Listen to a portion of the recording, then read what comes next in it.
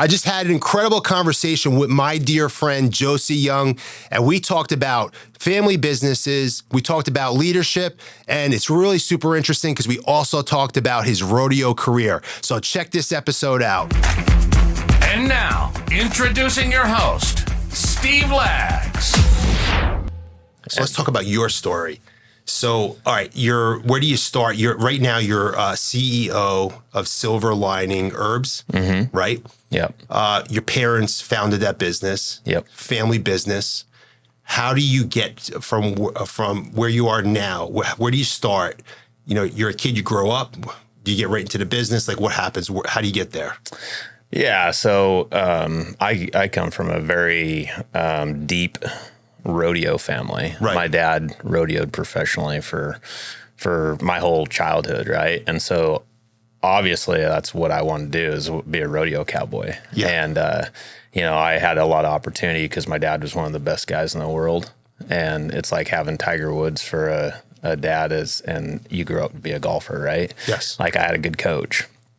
And my dad at that time had a rodeo company. So when rodeos are produced, they have stock contractors, and stock contractors are the people that bring the livestock to the rodeos.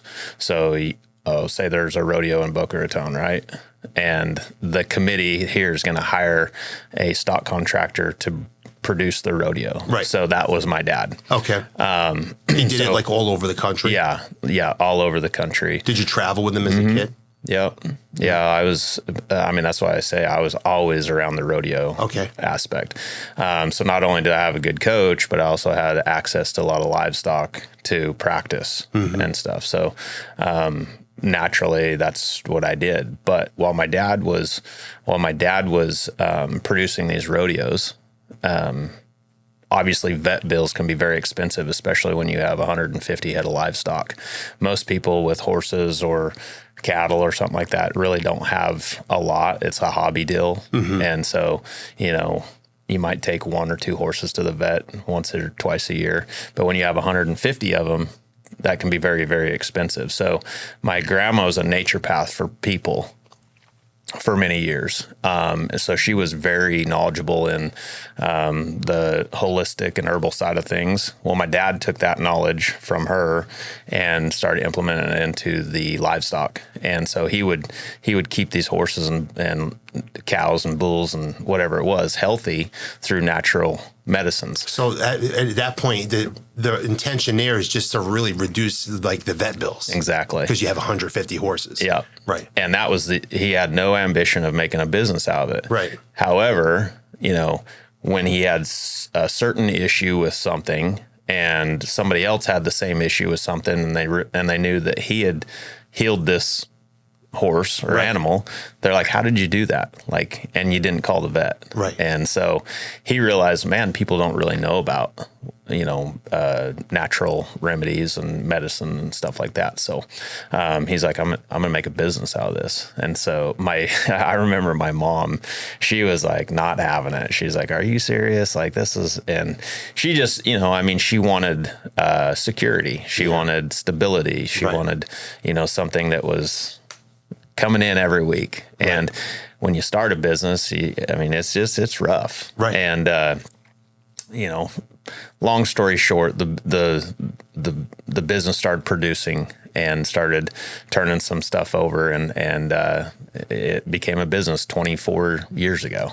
And in that time, I went and pursued my rodeo career, and I had a pretty good rodeo career. I qualified, I competed at the highest level. I qualified for the National Finals Rodeo. They only take the top 15 guys in the world to that. And when you were in rodeo, what were you specifically doing in rodeo? Like what were the type of competitions you were in? Yeah, so I rode bareback horses. Bareback riding is considered the most physically demanding event in rodeo, more so than the bull riding. A lot of people think that the bull riding is more physically demanding, which it's very dangerous, the bull riding. However, if you was just going to make a good ride in my event opposed to the bull riding, it's just more taxing on your body time after time. Okay. Is it because they buck harder, or is it longer They're ride? quick, they're strong. We pretty much tie our hands in what we call the rigging. So we're attached to them. It's not like we're just letting go of them. So you get on top of this horse, it's bareback. Like what you get on top of the horse, there's nothing but a Well, rope to hold. there's a rigging. It's a leather rigging with a hard rawhide handle on it, and that handle is fit. We wear, it's almost like a welding glove. Okay. And it's a special glove that we have wedges and stuff on it, and we basically wedge our hand in the rigging. Which hand do you do? I rode left-handed. Are you left-handed? No, Oh, so why is that then? my dad rode left-handed. Okay, so you But- just picked up what he was doing and you just started doing It it. was very natural because, like, when you ride a horse and rope, you hold the reins with the left hand, and I rope with my right hand. Got it. Right? Or like my balance hand is my right hand. So when you put your free arm in the air, you know, my right hand is my dominant hand, but it's my balance hand. And that's the point of that right hand. It's just, it's trying to like keep your balance. Yeah. Yeah. It's a balance point. But yeah, I mean, it became very natural for me because that's what, you know, I'd always known.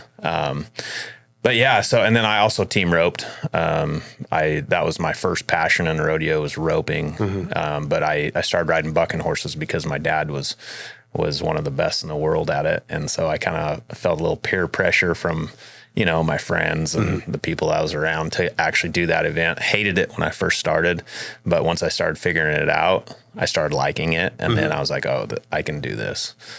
The career length for like rodeo is probably not typically very long, right? Yeah, it's especially in that event, you know, it's, I actually technically retired from that event when I was 34 years old. You just physically could only do it so much, I guess. Yeah, I mean, I still was in great shape and was probably riding as good as I ever had when I retired, but I also didn't want to be that guy that was told to quit because my body couldn't handle it. Right. Or I just wasn't winning anymore. I just didn't want to be that guy that stayed in too long. How many injuries you go through in those like, you know, 15, 20 years you're doing that, like whatever it is?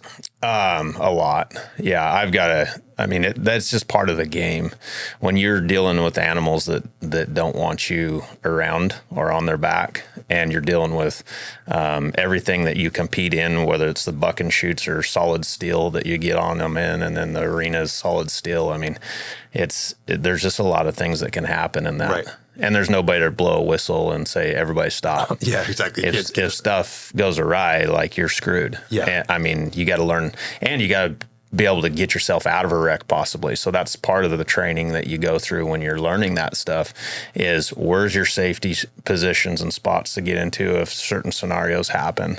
And sometimes you can avoid them and sometimes you can't because things happen. Right. That's why it's, you know, and I always related the business world to that because it's, you know, the training is so key because when you get put in the moment, then you react. Like, because you've trained for that, right?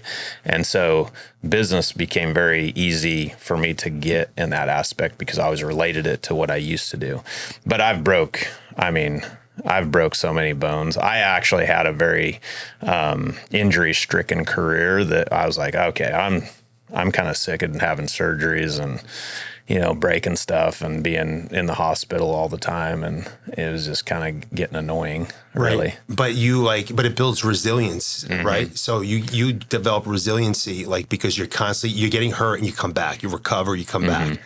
That's one thing I noticed, like, you know, whether it's rodeo or anything in equestrian, like, there's a lot of like, okay, you're falling off the horse, you're getting injured, but it's about getting right back in that saddle. Yeah.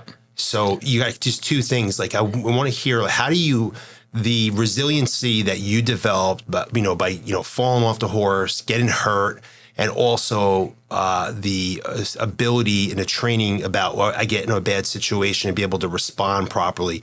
How do you take that and apply that to the business world? Like you said, that's been useful. Like, tell me a little bit about that. Well, you know, especially the resiliency part. Yeah. So being resilient, I mean, the mind is a powerful thing. And if you can control your mind, you can control a lot of things. Right. You know, for instance, the first year I qualified for the national finals rodeo, I went in number 5 in the world and had a shot to win the world that year. And in the very first go round, I broke my pelvis, and it's 10 go rounds. Okay, right. So that's a killer, right? Like, okay, you can just, what do? I was like, so like heartbroken. I was like, oh, people wait there. Some people don't ever get there. Yeah. Like, it's like you wait your whole career to, that's where you want to go. And I talked to the sports med guys, and they're like, yeah, you broke it. However, you're not going to screw it up anymore. And I said, can I get on? Can I ride? And they said, if you can handle the pain, they said, we can't numb a bone. So like, that's up to you. And I end up riding 5 more rounds with a broken pelvis. And I actually placed in some of those go rounds. But I'm going to tell you that pain was top-notch pain. Yeah. Because that's like the center of your body. Plus, it's like where all the pressure is when you're riding wild horses. I mean, it's just, there's a lot of pressure there. But I knew if I could get control of my brain, I had a guy tell me one time, pain's only a frame of mind. Right. And I was like, okay, so I need to figure out how to control that, think about something else. But that also did teach me a lot of like, okay, this world championship's probably not happening this year. There's these occurrences that happen, but like, what do I need to learn from it? Right. So that when I come back here the next time, that I can capitalize on it. And so when you go through those instances and actually like break bones, and when I healed up from that, I come back, it was only 2 months. I was having a good year, and I broke my right leg in Yuma, Arizona. Right. And then I go home for the rest of the year, and I get healed back up. I come back the next year, I was having another good year, and I broke my left leg in Prescott, Idaho. And so it's just like, man, it's like, I got to figure out what's going on here, and what am I trying to be taught? What am I learning here? Yes. But what I did learn was that, there's a bigger picture here than rodeo. I was creating this resilience inside of me, to be able to handle tough situations. But what I did do is along the way is I learned it's paying off to me right now. I didn't necessarily win in the moment, but now it's, 6-7 years later, the people that I met along the way, anything from like doctors in hospitals to, the sports med team at the rodeos, to the guys I meet in the airports, to or ladies I meet in the airport, just different like business owners or walks of life or something. I use those contacts today. Right. For what I did back then. And at the moment, I didn't really get like why I was doing all that, other than I just loved the sport. Right. But I think that's so important, though, to take that with whatever you're doing. Don't just like, if you're at a work event, meet the people there, but meet people everywhere. Yes. When you're walking through the airports, your Uber drivers, you just don't know who you're meeting. But I've had so many cool collaborations with people that I've met along the way. Right. So. Yeah. So, when you're on that journey in life, I think that a lot of people struggle with, like, they just think so small, and they just think about the micro moment and not like the bigger picture and the possibilities that exist. Yeah. And that there is something bigger there. Like you said, just going through the airport. Yeah. Just going to a restaurant and saying hi to someone you wouldn't normally say hello to. Like, everyone just thinks so small, and there's just abundance out there, and it's all about, it really is so dependent on relationships at the end of the day. Yeah. In order to have a lot of success and fulfillment in life. Yeah. And I get a lot of joy out of that too. It's like, I just like to know people's story. Yes. Because there's so many people that have like really cool, unique stories. Right. And how things were created in their life and what they're doing. But you're very hard pressed to find a place that I go to that I don't know the lay of the land, or I at least have some good contacts there. Right. Where I can count on somebody to help me out if I need to. Yeah, see, but you've got to be someone that's actually genuinely curious. Yeah. And interesting. Or I shouldn't say interesting, interested. Interesting. And like learning about other people. Because a lot of, some people struggle with just being curious about others, being interested in others. They just want to be interesting versus actually learning about other people. And as leading people in a business, that's really, that is incredible and important attribute to have, is being a leader, is being interested in even the people you lead and into people that are in your business. Yeah. So you go from Rodeo and then you decide to like, okay, to get into the family business. So your parents end up starting this business. But I would just emphasize, I have children that are in the equestrian world, right? And we own horses. And the importance of like, the vet bills, like taking care, you buy people, I think just to put some context around this, you could buy horses for $100,000, $500,000. I think you could buy horses for $1 million. Yeah. But this animal, this living being, the value can be washed out immediately if you're not taking care of it properly. And the expenses of even taking care of it properly and the vetting it and everything, and how valuable it can be if you can learn how to be more proactive with the health of a horse and maybe offset some of those expenses with more natural healing, processes, like with some of the it's basically supplements, right? Yep. Right. So you decide to go into the family business. Now, okay, so that must be real easy, Josi. Like it's just like you just walk in there, like everybody. It's silver lining herbs. It's just like everything's just like, here you go, Josi. You're the chosen one. This is gonna be easy. We're just gonna hand you the whole family business, and I'm sure everyone thinks that. Like, man, you're just so lucky. Yeah. How'd that go? Not quite like that. No, there was definitely a process. I had been involved with the family business when I got done Rodeo. Well, even before I was done Rodeo, and I'd be involved, just from input because I'm in the lifestyle. I'm in, our rodeo industry is our biggest at the time, was our biggest group of customers, and so I would have input on certain things, but when I got done Rodeo and I really was like, okay, that, I want to step in and, this is really what I want to do. I want to take the family legacy and silver lining to another level and continue it and do some things with it. But at the time, my dad was, he was kind of stepping out of the business. He's the brains of the product. And he did a very good job of training myself, and then also Chance, which is my operations manager still currently, very knowledgeable on that. My mom was very much in the day-to-day on the books side of the office. But I wanted to put my stamp on, okay, how do I actually grow and scale a business? So he did a great job of transferring the knowledge he had, which was the information needed to keep the business at least where it was right now, and how he got it to where it was at that particular time. Is that fair to say? Yeah. One thing I heard my parents say a lot is like, we don't want to grow too much bigger. We're comfortable.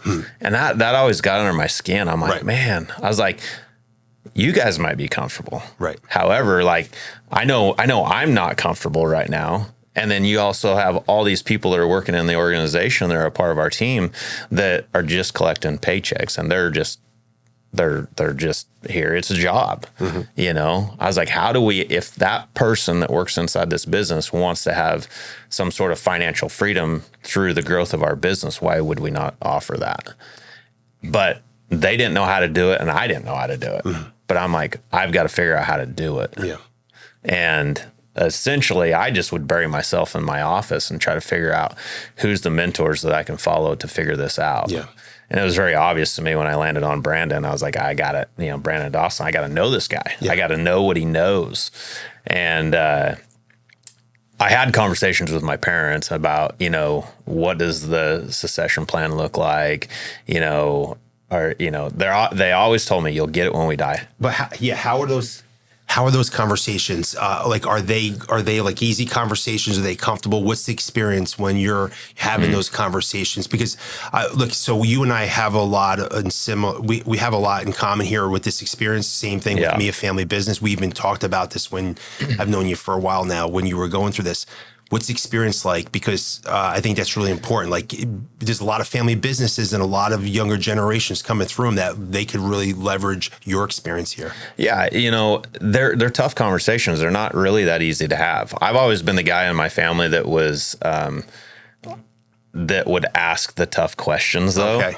Like, I think when people, maybe their feelings get hurt in our family, like they kind of shut off and like kind of like separate a little bit. But I'm the guy that will just ask you straight up, because I'm not afraid to do that. But one thing I learned through this whole process was refining it. I heard Brandon say at one point, if you're telling, you're pushing; if you're asking, you're pulling. And that really resonated with me. I was like, because you want to pull people to your target. So like, when you got to learn to ask good questions. Yes. Right. And so I started trying to teach myself, okay, or study what are some good questions that I can ask my parents that will pull them into where I want them to be, to make them think about what's it look like for the future. Hey, if we was able to set something up where you guys could have this financial freedom and you guys are secure and you got everything you wanted, what would that look like for you? Right. Instead of being like, I need you to like sell me this company and you need to like do this and that. And like, that just creates animosity and they don't want to do anything with me. Right. Right. So, and Brandon helped me navigate that too, because I really dove in and was showing up all the time. And Brandon, because I showed up and I invested in him and his knowledge and things like that, he give me, some one-on-one time to help navigate that. Right.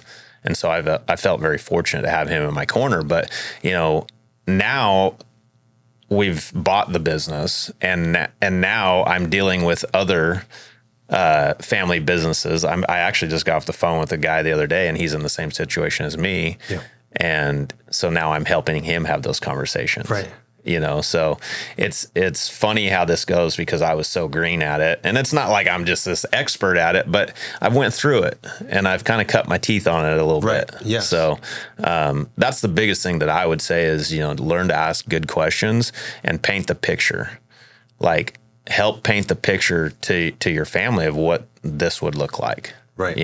But also they got to tell you what they're looking for, because they have their own vision of, hey, I'm comfortable, but what does comfortable look like? Right. Yeah. And I think that when you initiate that conversation, maybe they don't, in some instances, the family might not know what the picture is, like the vision is. And they're just kind of like going and figuring it out and just, hey, it's working. And they just want to keep everything the same. And they're not really thinking big picture and they're not really thinking of an exit properly. Yeah. And initiating those conversations kind of force that issue in the appropriate way where, well, hey, if you want me to come along here and you want me to be a part of this, like, what does it look like? What's that transition look like? Because there is every business owner needs an exit. Yeah. And it's, the truth of the matter is when you have family businesses and you get a younger generation to come in and actually acquire, like you and I did with our family businesses, it's the ideal situation for our families because they've got like a guarantee exit strategy. Yeah. And they know with someone they can trust, then they can actually build it up over the transition period that you can make this work. It's like it's the best situation if you handle it right. Yeah. And I will tell you, I'm going to back up a little bit there. I had some conversations before, I had really put anything in structure inside the business. And those conversations would they would not end up well. There would be an argument start and animosity. And then when I started really diving into the business and actually putting structure into place, putting the systems, the processes, getting the books in order, like showing improvement, creating more revenue, right, more profitability, all that stuff. Then when I had the conversation after I had done that stuff and I showed them this is what I'm going to continue to do and this is how we do it. Yeah.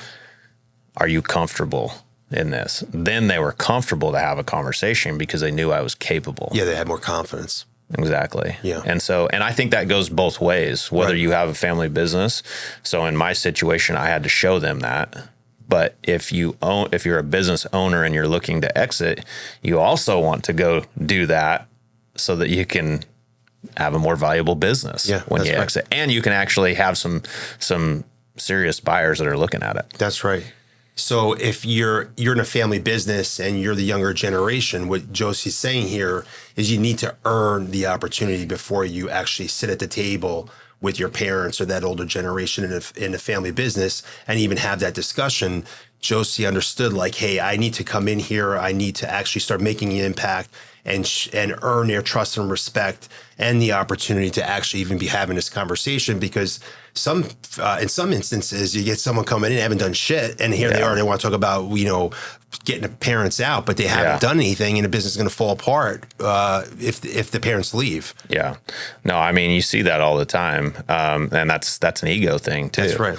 And that's one thing that I learned, because I used to have an ego. You know? I'm sure, like, you're a cowboy, like in rodeo. Like, I mean, this is like cocky as can be. Yeah, you gotta be cocky. And so it was really tough for me to put that down and put it aside, but I knew I had to if I was going to be successful in this, because that's one thing.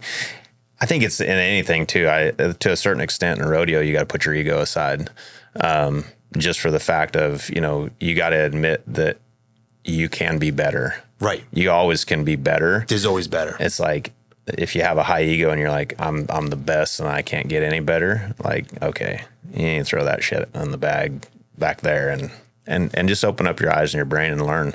Yeah, because reality's going to hit you in the face, smack you in the face real hard eventually. And that's one thing in that event, in the rodeo event, when you get humbled there, you feel it. You physically feel it. Yeah. Yeah, because, they say winning is a horrible teacher, losing is a great teacher. And learning humility and knowing that there's, I've never truly arrived. There's always another level. There's always more. It's just so important. Yeah. So when you're leading the business now, you're having success with the business, you've successfully transitioned your parents out of there. Mm-hmm. What's the most important aspect now that you've transitioned them out? Like, what has been a key to being successful once you've successfully acquired the business from your parents, and now they're able to retire?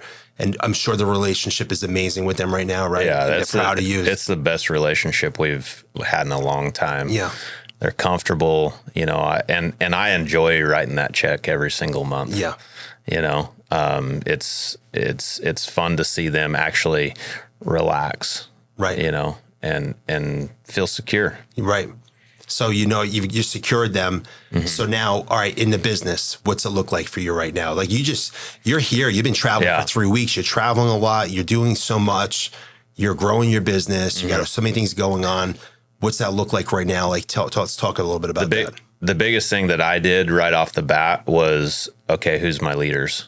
I had to create other leaders underneath me that I could, transfer the information that I'm learning into them, mm-hmm. and let them, I had to pull myself out of the day to day. And I knew that, because I need to be looking at it from up here. Mm-hmm. Right. I think there's a lot of business owners that try to be too in the weeds with every aspect of their business, and you're just physically not going to grow to the extent that you want to if you're in the weeds with it. So I knew, and thanks to my mentor Brandon and being around guys like yourself and stuff, like, I knew that's what I needed to do.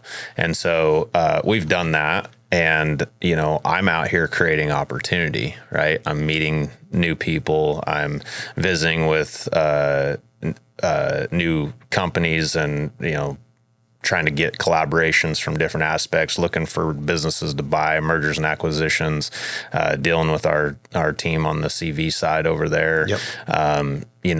Because now that we have this machine that's really operating really well, now I'm just pouring coals to it. Okay, how do we create more opportunity? Right. And I mean, it's a lot of fun, but there's always new problems come up, new opportunities. Yes. So you're working on the business instead of working in the business. Exactly. And that's what it comes down to. And coaching, like my leaders, like, they have new people that they're hiring, and then there's new personalities, and then they're like, they might dread a certain conversation. So like I just had a conversation with one of my leaders the other day, day before yesterday.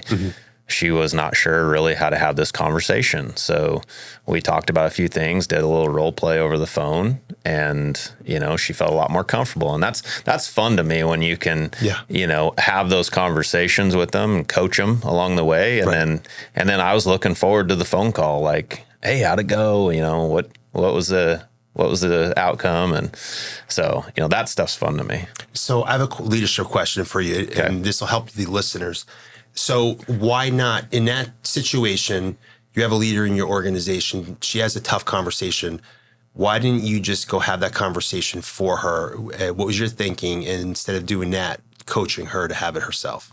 Yeah, I think it's important for us to set our leaders up for success, do that coaching along the way and stuff, but they have to have those conversations, because if they don't have those conversations, and guess what, they're probably going to screw up at some point. Right. And it's okay. Yes. You just pivot from that, because like we were just talking about that, you learn a lot more from, the screw ups. Because she's going to go, if she screws up, she's going to go back and be like, okay, I should have done this, this, and this. And then she's going to train on that even more. And then the next time she has that conversation, it's going to pop off. But if you never let them have the conversation, if you never let them do it and actually screw up, then they never get better. Yeah. So you're empowering them. Exactly. Right. Because you can just do everything and they're never going to learn for themselves. And they're always going to look for someone else to do it.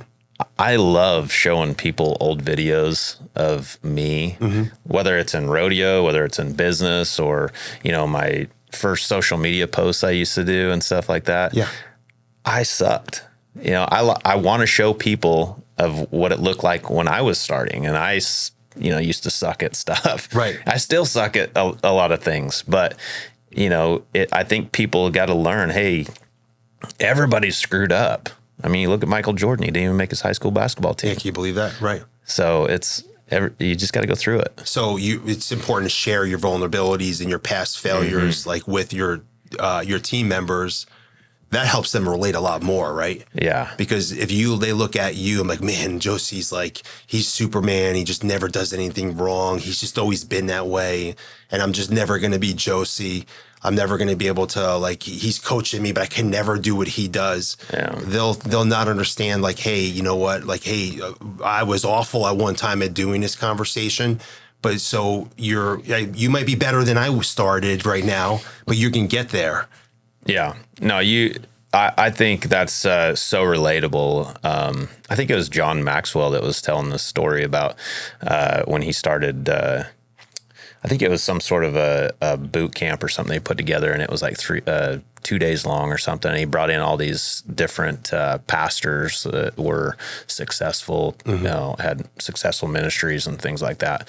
And there was like 3 or 4 speakers ahead of him, and all 4 of them were talking about success. Right. Like, I did this and I did that. And he was looking out into the crowd, and he's seen the crowd just disengaging because, they're like, well, we're looking for success, but, it's great that you guys have it, but how do you get it? So he went and completely changed his speech or his talk right at the last minute and talked about all of his failures. Right. And just re-engaged the whole crowd. Right. And that's the thing, that people, they relate to the failures more because people are failing. And it's like, okay, now how do you turn that into a win?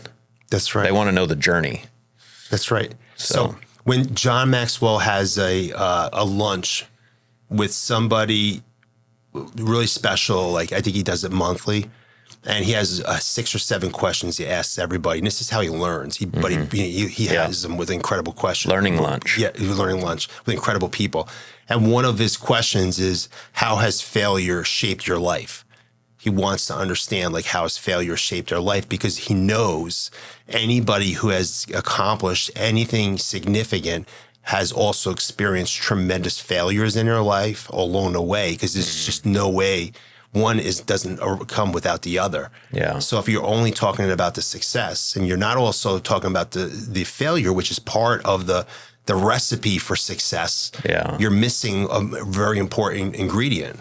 So if I was John Maxwell and I'm asking you, Josi, how has failure shaped your life? What would you say? I think it's shaped my life in a lot of ways. When you're in a state of failure and you just feel defeated, that's the moment you have two choices: either lay down and die, or pick yourself up and figure out how to be better. My dad used to tell me something when I had failures in rodeo.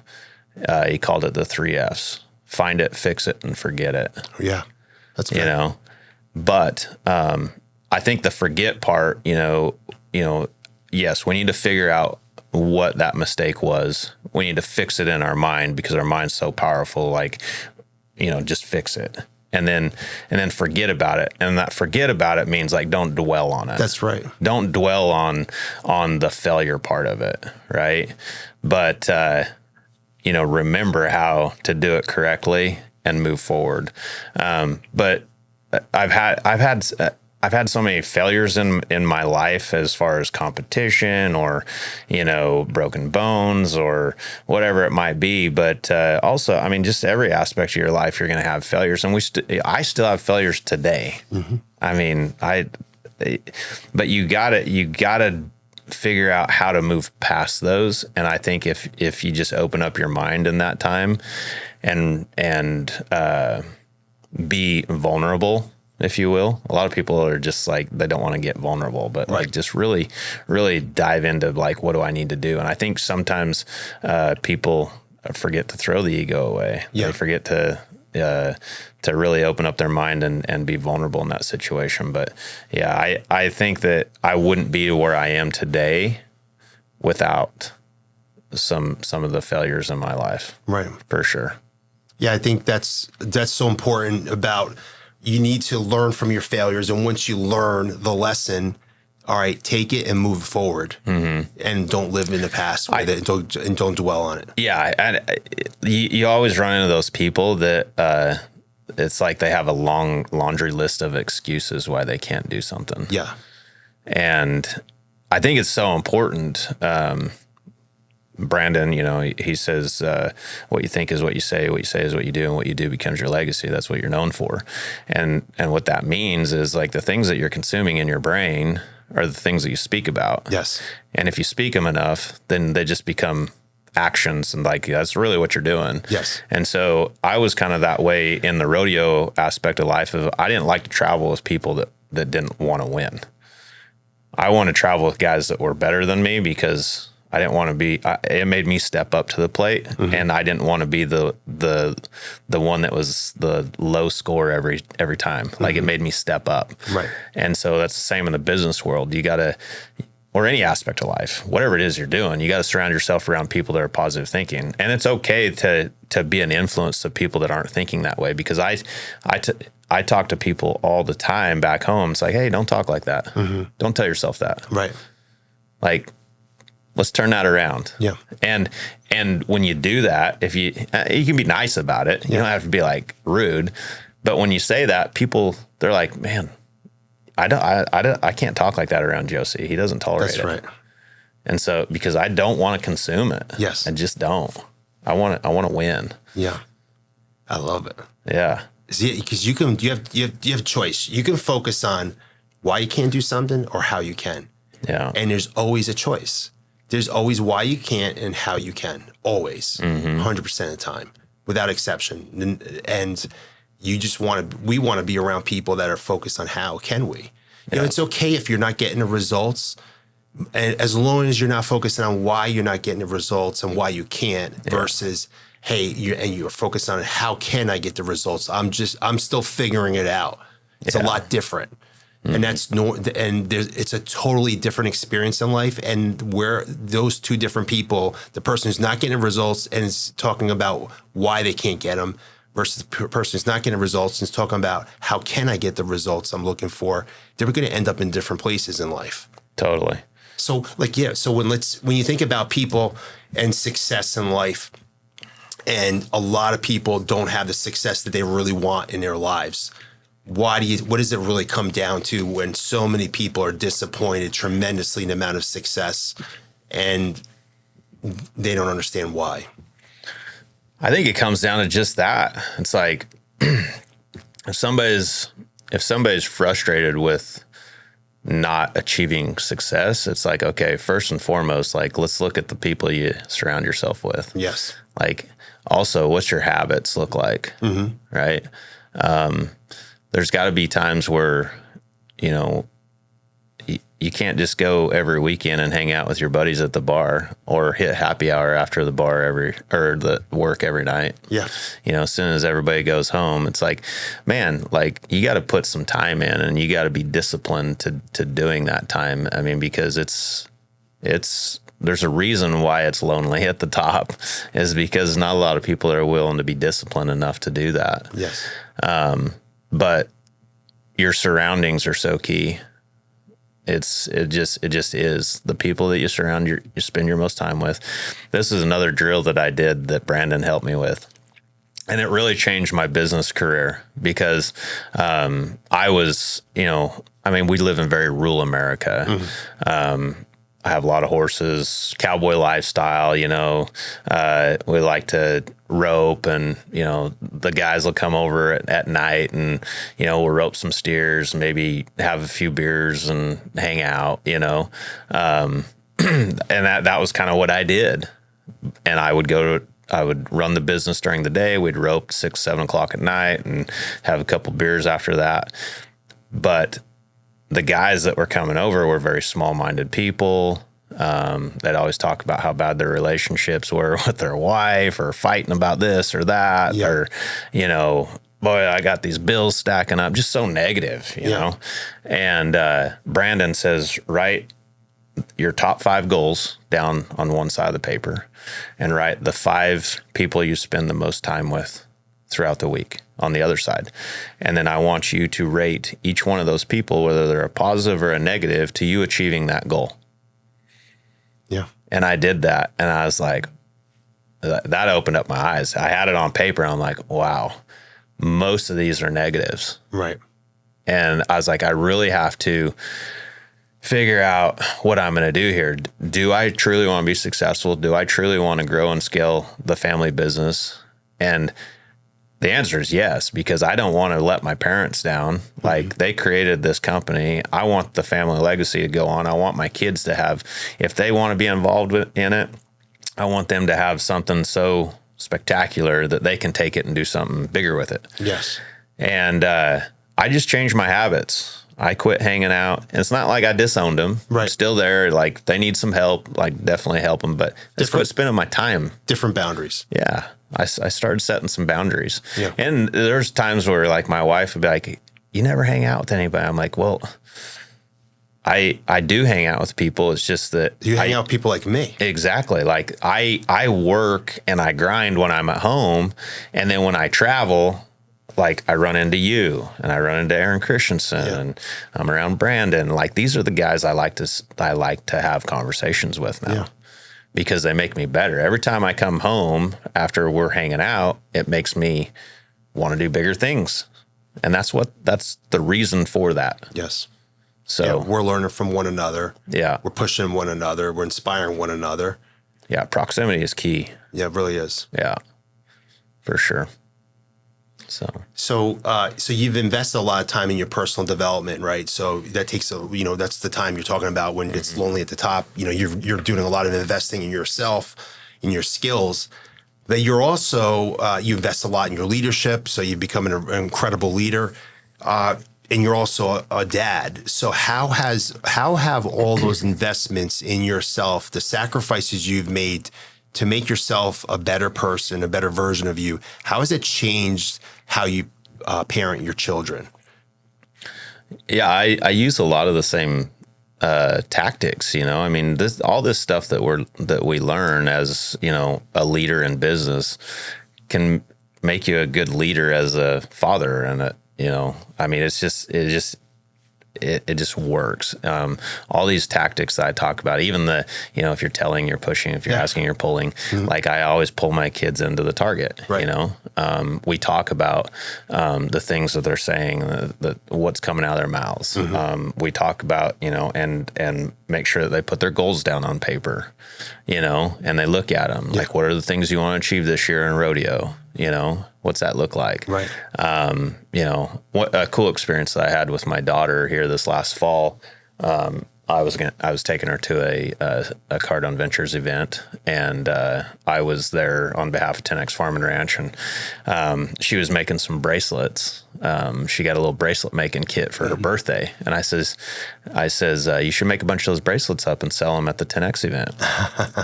And she goes, you think I could? And I said, yeah, a cute little 10-year-old girl who wouldn't want to buy who's going to say no, right? Yeah. And then her brother wanted to make some bracelets, and I pulled my daughter aside, and I said, her name's Charlie. I says, hey, Charlie, I says, so this is the business aspect. I says, what you need to do is figure out what you're going to sell them bracelets for.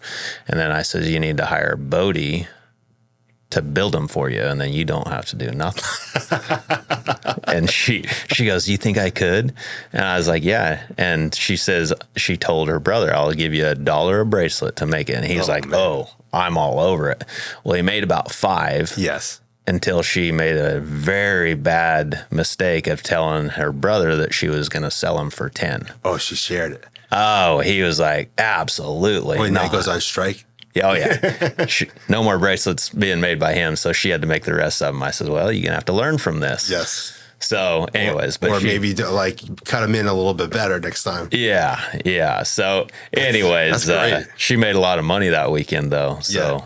But it's, those are the experiences, that from the start right now that they can learn from. And I think a lot of people too are like, well, he travels a lot or he works a lot. And it's like, you know what?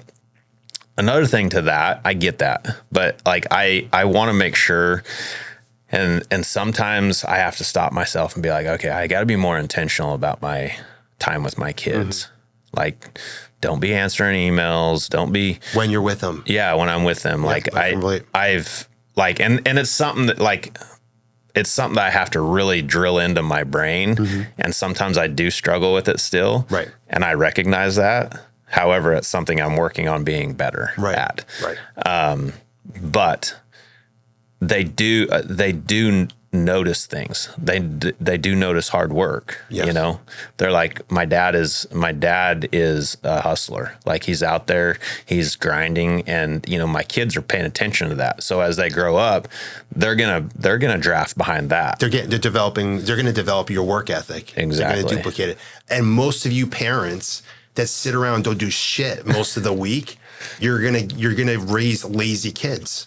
So because you just want to work 40 hours and not get out there and hustle and grind and do something big, now your kids are going to think that's the way they need to live. Exactly. As opposed to like when you go out there and you hustle and show them what amazing work ethic is, but then show them like where you can get results, you can help people, you become a better version of yourself, and you impact people in this world. If everybody was pushing towards that, we'd be in a better place. Yeah, and you know what? There's so much opportunity for the next generation right now because that work ethic is going away. It's slowly going away. Yeah. And so if you can come in and have a skill set and then also have a work ethic to go along with it, man, the success is like huge. That's right.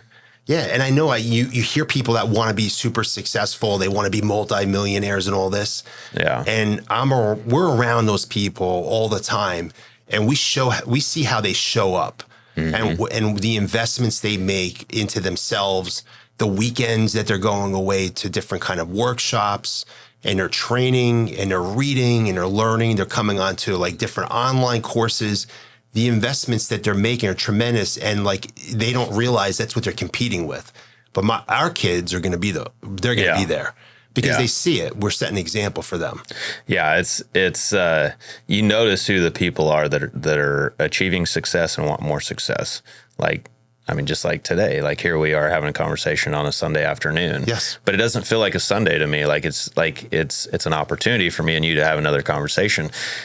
When we were in Cabo, like that was a Saturday and a Sunday, and everybody else is out at the pool having a large time, which is fun. Right. But we're inside collaborating and learning and trying to, because we want to develop even more. And I think that's what separates those two fields. Yeah, I think there's a big difference between feeling entitled to go into the pool versus earning going to the pool. Yeah. And I think that we did earn that 1 hour every night, though. We did, right? But you work for it. Yeah. And the same thing. Getting back to the original point, in a family business, it's about earning the opportunities.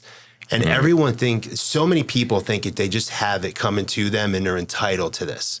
Yeah. And you really got to change your mindset and like, did I earn it?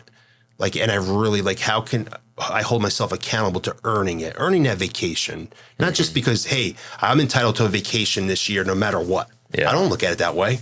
Yeah. If I don't earn the vacation, I'm not freaking taking a vacation. But I'm not going to let my kids down, and I'm going to make sure I earn it so that I'm taking that vacation with my family. Yeah. That's a great point. I mean, that's another target that you set, right? That's right. And you got to make sure you hit the expectations. Yeah. Yeah. And that's the whole reason for setting targets. That's right. And setting targets that might feel a little scary. Yes. Because that's what makes your business grow. That's right. And that's what makes you grow. That's right. Yeah, you got to stretch yourself. Yeah. Like I was sharing with a friend today. He's like, that was like, we were watching boats. I'm like, yeah, I'm going to have a yacht. He's like, yeah, what yacht? I'm like, oh, it's azimuth 44 meter. He's like, oh, it's like 130 feet. I'm like, yeah, we got to go. You go big, go bigger, go home, man. I'm like, well, why? So I got to stretch myself, right? Yeah. I'm like, I'll have one. There's no question. I haven't figured out how to get there yet, but I'm going to get there. Yeah. But you start talking about it, and now you start thinking, you're talking about it. If I was aiming for like a 30-foot boat, well, then I'm going to end up with a 15-foot, yeah. So you just got to stretch yourself and put it out there. And the same thing with business, your personal life, your relationships, everything. Yeah. Yeah, you gotta once again get vulnerable. That's man. Right. Like, I love setting big targets. I love talking big. I love inspiring the team. And that's the thing too. Is like when you set these big goals and have these big ambitions, like now you got to direct your team in the way and coach them along the way and show them that it is possible. That's right. So, yeah. So I'm so excited that you came here today, man. Yeah, I'm excited to be here, man. Yeah, like, you're an awesome guy. Like it's been such a pleasure getting to know you over the past few years. Not only are you you're the success and all the accomplishments that you've had and how you develop yourself. You're so impressive, but you're just an authentic person. Oh, I appreciate that. Yeah. No, it's fun. We're gonna have to get you up to Idaho and get you on some horses. I'm looking forward to that. As long as you promise me I'm not going to get hurt. I can't. No injuries, man. Oh, well, you can come hunting with us too. Okay. I'll make sure to get you on a good horse, and we'll go up in the mountains. Nothing like a mountain ride, elk hunt on horses. That would be fun. That would be awesome. Yeah. So Josi, the viewers and listeners, how can they reach out to you? How can they find you, your business, you personally? Yeah. So our website, obviously for our business, is silverliningherbs.com. Herbs is plural. My social page is Josi Young 82, and my name is spelled Josi Young 82. That's on Instagram, Facebook. Obviously, I'm on LinkedIn. So, yeah, you can catch me through all socials. There you go, guys. That's Josi Young on Steve Lags Unfiltered. Hope you enjoyed that episode. Make sure that you subscribe, give us a review. We'll see you on the next episode. That's all for today's Steve Lags Unfiltered Journey. Subscribe, rate, and leave a review to fuel your success journey. Also, be sure to listen to us on your favorite podcast channel or outlet. Stay tuned, stay unfiltered, and we'll catch you on the flip side.